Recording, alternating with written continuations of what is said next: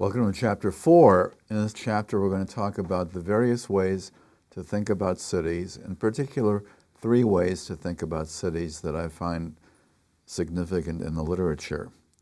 The standard model of economics is the first one. The standard model of economics begins with a fairly profound insight, a fairly obvious insight, actually. People go to cities because they want 2 things. They want space and they want accessibility. Well, if everybody wants space and everybody wants accessibility, there's a conflict. So how do you trade those off? In fact, economists ask, how do all those wants equilibrate for large numbers of competing users as they crowd into cities? The models that these economists develop end up with land uses and land users arranging themselves in terms of how they value accessibility. An equilibrium in these models is usually found whereby land rents emerge. Land rents emerge so that, remember, they said equilibrium, no one wants to move. The model predicts that as access becomes cheaper, cities spread out. The historical record fits the model fairly well. Historically, there's been a progression from what we call the pedestrian city once upon a time, to the streetcar city of maybe 100 years ago, to the more modern automobile city. Maybe we're heading to smartphone city, who knows? But these are layered because there are many cities that have been through all of these phases, and we can visit these cities and we can see the different phases of development that matured as these technologies were dominant. So there are remnants of these many technologies or these many kinds of development in many cities. New York, as well as Los Angeles, show all of these phases. All of them have a core that was once developed around the pedestrian, which elaborated around public transit, and which spread out to reflect the modern automobile city. Both of them have that. A second way to think about cities is what we call the visionary planning view. The visionary planning view comes from the tradition of architecture, what we call architecture, high modernism, and urban design. The high modernism tradition presumes lots of knowledge on top and kind of ignores the idea of dispersed knowledge. Visionaries are people like Le Corbusier. Examples are people like Robert Moses.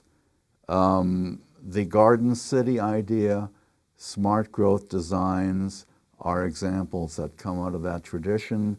Have they made a difference? That's a very interesting question. Are they too static to be very useful? Can human design capability really scale up to the level of a city? Human design capability is manifest all around us in almost everything we touch. Does human design capability go up to the level of a city? Everything within reach has a designer. Keep in mind, though, everything within reach has a designer who competed for our attention. There are many unsuccessful designs that we never see. Human design is a wonderful thing when there's competition. A third view is the Jane Jacobs view, and let's call it the view that emphasizes complex, self-ordering arrangements. Now, Jacobs called our attention to the idea that as locators discover and engage in complex choices and trade-offs, they seek what I'm calling propitious locations, locations that are peculiarly best for them. They do so because they want to exchange ideas. We've already talked about supply chains for new ideas, whereby combinations of old ideas are strung together to get us the new ideas, and supply chains that produce things. So, new things are new combinations of old things, new ideas are new combinations of old ideas. We've got to have the new ideas before we have the new things. The supply chains that are involved in both of these endeavors are formed in cities. Jacobs taught us that informal contacts made it congenial and safe public spaces are what is important. She told us that local diversity, or the better the local diversity, the better the odds of favorable new combinations of ideas. Here's a comparison of jobless trends in two cities that are not very far apart, Detroit and Minneapolis. One of them had the higher unemployment throughout. It's Detroit. It's the one that had less variety, less diversity in terms of the local set of opportunities. Jacobs suggested to us that there is substantial planning that works bottom-up more so than top-down. Her insights suggested to us the importance of spontaneous orders. Spontaneous orders are never at rest, but they're always dynamic.